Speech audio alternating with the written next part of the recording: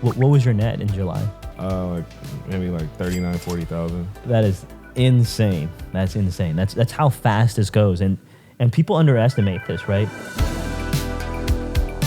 So today we have Daryl, my good friend and student here, to join us, and this is our first ever podcast. How Daryl and I came together is funny, dude. It's over an Instagram post. All right, so he bought my video course, and I really didn't even know because that thing is automated. And then one day I posted on Instagram. I was like, yeah, you can still make money on Airbnb. Everybody is crying about how it's slow. That's because they don't know what they're doing. And then this lady was like, you can't make any more money. And then Daryl chimes in. He was like, actually, you can still make money. You know, I'll let you tell that part. Oh yeah, man. I mean, just past December, I made 30 grand, not gross, but net, you know? So while these people are telling Chi, like this can't happen, like, yeah, Chi, you're successful, but anyone else, they're just gonna go into debt. People are having trouble making their mortgage.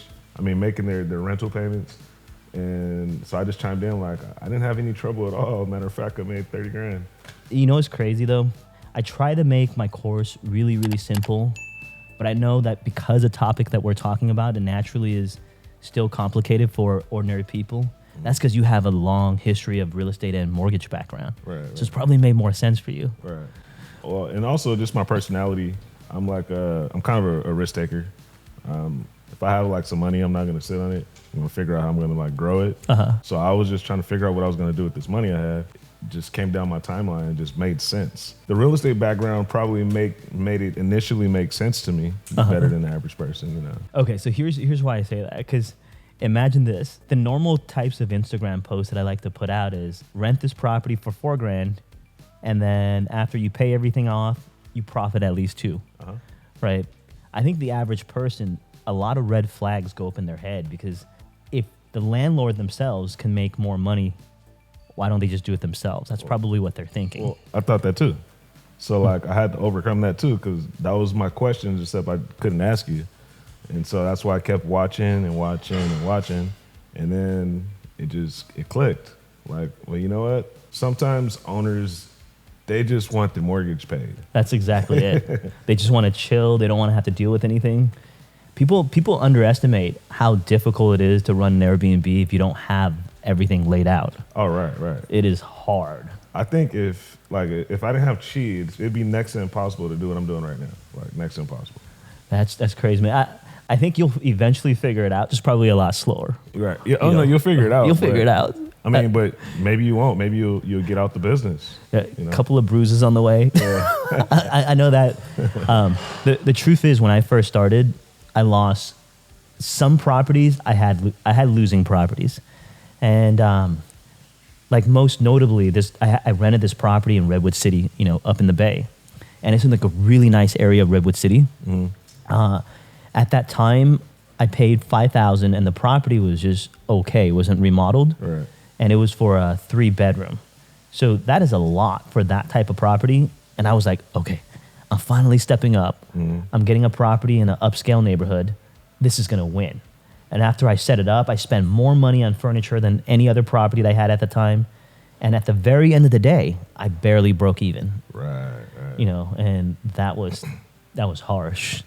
I have one property where I deviated from what you were teaching, because one of my cleaners, this guy says, yeah, you need to buy properties over here. Trust me, you'll make money. And I just did it without going through like the normal protocol. And I think I was profiting like $200 a month. Damn, so I let that one go. Okay, yeah. So was that an arbitrage, or was that a purchase? Arbitrage also. Yeah. Okay, cool. Yeah. So see, that's the thing about Airbnb arbitrage specifically. People don't understand that if you have a property that doesn't perform well, there's a lot of ways to exit the market. Right.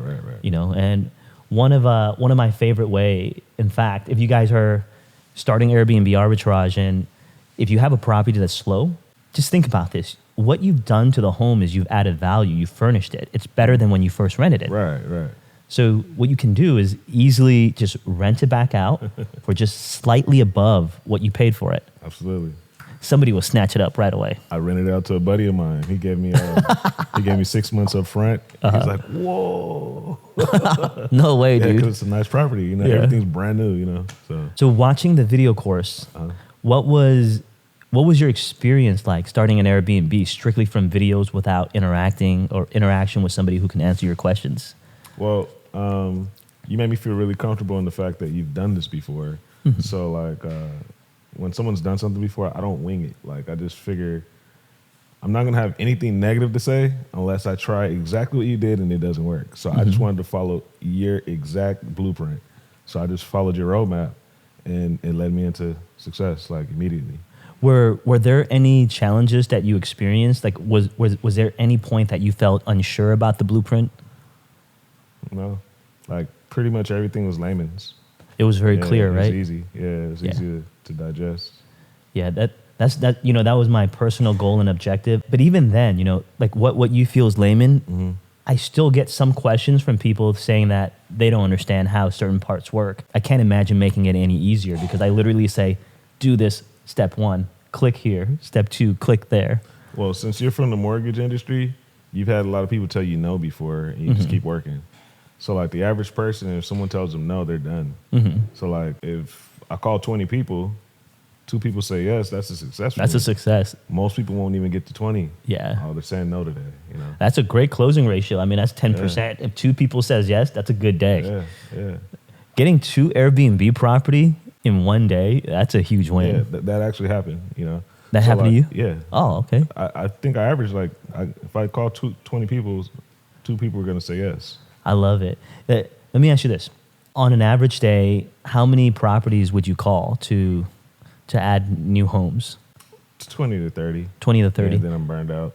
Yeah, that sounds about right. Yeah, but that's the hardest thing about, I wouldn't say about the course, but just any business.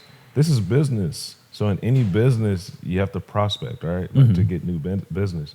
So like if you don't understand that, then it's very hard because like I talk to people and they're like, I can't do that because no one will ever say yes to me. Like, and I'm like, okay, well, it's a numbers game. It's almost like if you say everything wrong, at some point someone's gonna like take to your personality and say yes. You just have to keep talking to people. Specifically, that's Chappie. He's joining us. So I think for those of you who are a little bit newer and you don't understand what we're talking about, so part of the process when it comes to Airbnb arbitrage, you need to convince the owners that it's a good idea, right? For them to rent the property out to you.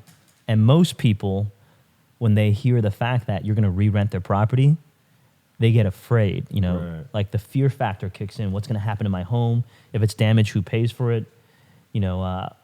I don't know who's staying there. This prevents these owners from wanting to lease to you. So if you answer all these questions ahead of time before they even ask, this is your greatest chance of success. And that's what Daryl and I are talking about right now. So if you're new at this and if you land 2 out of 20, understand that you're doing phenomenal. Right. Like literally when I first started, I called hundreds and landed 0, and I still didn't give up. Yeah, right. Someone's gonna say yes at some point. Eventually. The reason I brought that up is because I feel like everything else in the course they can just follow you. Getting someone to say yes, they can follow your script, but it's up to them. That's hard. Yeah. But everything else is pretty easy. Yeah, everything else is pretty easy. If you can get past that, you can start making some money. Now, when did you actually start your business? Like when I got the first property, first booking, the end of May. Around the end of May. When did you first start prospecting and calling owners? March. Around March. Like, so early March, mid-March, late March? Yeah. So it was like, took like a couple weeks to get people to fully accept the idea. I think the fact that I was in real estate, I said, hey, look, I'm a real estate broker. I mean, you can find me. I'm right here in Hermosa Beach. That actually put people at ease. Oh, okay. Because they know where to find me. Yeah, that's a good angle. And then I'm like, hey, Google me. So then they'll Google me on the spot and I'm there. So that kind of helped a little bit. That's cool. Yeah, that's using what you have and thinking on your feet. Right. So your first month, you started collecting in June. Is that off of 1 property or 2 property or 2 properties? So you closed 2 and started 2 in June. Yeah, that's amazing. Now with those 2 properties, how much profit did you make? I think I've made total like $25,000. So I profited maybe $12,000. 50%. That's amazing. So 2 units, $12,000 profit. Yeah. And all right, now I remember when I first started profiting. For me, that feeling, it felt so unreal. Oh yeah, yeah. Because I Like- didn't think this was possible. Yeah, like I genuinely did not think it was possible. Like my dad would, when I first told my dad the idea, I'm gonna rent a stranger's house, Dad. I'm gonna put furniture in it, Dad, and I'm gonna re-rent it and make more money than I pay my owner. He was like, "No, son, this is not gonna work. This is a dumb idea." Right. He said that to me in Chinese, and it sounds a lot worse in Chinese. Okay, I'll tell you that. Right. So, like, I translated the PG version. Right. Right. But yeah, that when I first started making money, I was super surprised that it actually worked. The first month, so my first month was January 2018, Okay. and I made, with 2 units, I made about 10,000 profit, just about, and I thought it was a fluke, Yeah. right? So I didn't add anything in February. So in February, I made 18,000, but February is 3 days less than January. Right. Right. So the numbers made sense to me. yeah. And I was like, holy crap, this is stable. 18,000. Yeah, like this is stable money. Yeah. So then from that point on, I was like, there's an opportunity here. Let's rent homes. So Right, right. so what about you? What did you do? Like, did you expand after that, or? I was still selling real estate, so like I closed like a couple houses and did the Airbnb. So I was kind of working both businesses. 'Cause I was afraid because I wasn't sure if it was stable. I think once I hit July I had 4 properties. So you added 2 more. Yeah. Wow, dude, you're a monster, dude. You did two right away. Okay. Yeah, and in July it just went from like 25,000 to like 80,000. You made $80,000 in 1 month in July. Yeah. Wow. Oh, So- well, not net, But yeah, I grossed- revenue. I grossed, yeah. What was your net in July? like maybe like 39, 40,000. That is insane. That's insane. That's how fast this goes, and people underestimate this, right? Because if you think about how these numbers and how fast they're growing and what the potential you can make, it makes me wonder why people still go to college. Because like with technology moving the way it is, Yeah. let me ask you this: if for somebody who is brand new, have no idea what to expect, what do you think they should look out for when they first start? Someone first get into the Airbnb space, I think you definitely need like a mentor, someone that can like create a roadmap for you. So when you go off course, they can like, you can go back to the roadmap and get back on course. I think that's the biggest thing. Giving proper guidance and keeping people in line so they don't fall off. Yeah, because you're gonna fall off a little bit, but you're gonna have questions. And like even like the Facebook group, even if you're not there's a lot of people that already went through what I'm going through, so they can answer my question too. So what are some of the challenges that you have? Some of the challenges were cleaners. I tried a bunch, well, not a bunch, I tried a few different companies. I ended up going with Turnover BNB. It's solid. Like if I were ever gonna do Airbnbs out of the area, I'd start off with Turnover BNB because I can get somebody there right now. So turnover is a good last minute option. It's not a good long term solution Right. though. Yeah. Especially because of how many cleans they're offered and they keep jacking up the prices on you. Yeah, Have you exactly. noticed that too? Yeah, they do. And it's like per cleaning, it costs a lot. Yeah. So it's not a long term solution, but you're right. It's good for when you start right away. Yeah, and then like a handyman, because you're gonna have things go wrong, water heater or whatever, things go out. So you need somebody that you can call that's gonna do like the little things. Now that you've experienced some success with Airbnb, what do you think the next step is for you? The next step for me is just expanding, adding more properties. Yeah, So realistically, how many properties do you think a person can expand in 1 year? I don't know why I kind of got 5 right out the gate. If you're able to do something like that, I think like once you get to like 6 and 7, granted your personal expenses aren't through the roof. The properties will basically add themselves every month. Like you can pay your personal bills and still have enough to add at least 1 a month, and then that 1 becomes 2 a month and grows from there. That's exactly it. So what Daryl is saying, each property typically generates several $1,000s Right. a month, right? So we'll go conservative. We'll just say if you make $3,000 per property, Right. if you get to 7, that's $20,000 a month.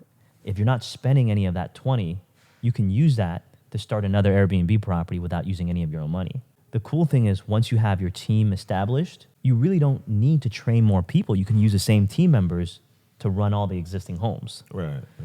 So your expenses aren't going up. They're actually coming down because you're having to manage more homes, which is cool. So 2023 goals. How many do you think you're going to start this year? That's a good one. I like that. I like it when people rub their hands together. That means they got something good happening. I'm gonna say I'll pick up 10 new ones this year. Okay, yeah. I love it. So it sounds like you're averaging like what, like $4,000 or $5,000 a unit of profit. About $5,000 a unit. $5,000 a unit on average of profit. So 10 more, you're easily going to add $50,000 a month then. Right. 50,000. Okay, so $600K a year. Yeah.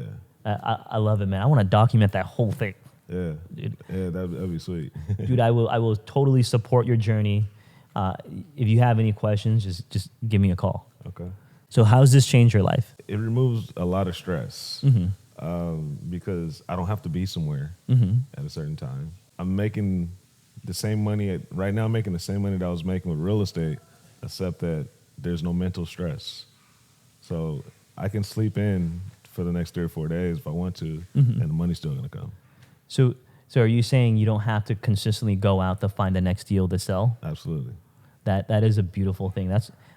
Quite honestly, that's what I got the most out of it too. Yeah. Because I used to sell reverse mortgages, and it's like every month you're starting back at zero. Yes.